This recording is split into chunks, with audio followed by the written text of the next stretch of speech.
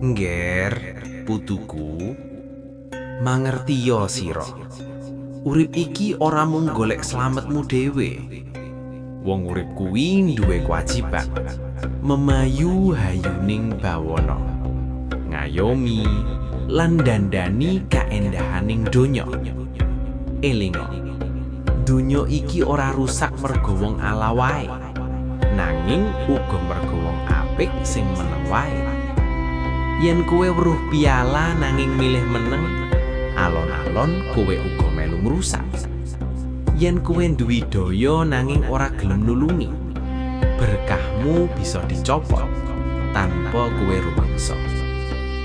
Ngger, urip sing mung mikir awake dhewe padane mung sedhela. Nanging wong sing migunani kanggo liya, jenenge urip luwih dawa tinimbang umure. Tandurono kebajikan sanajan ora katon. Resikana sing greget sanajan dudu gaweanmu.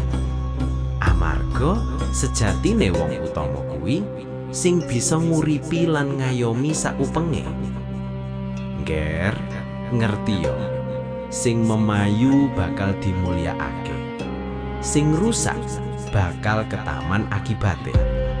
Ojo nganti kowe mung dadi wong sing urip, nanging dadiya wong sing nguripake donya.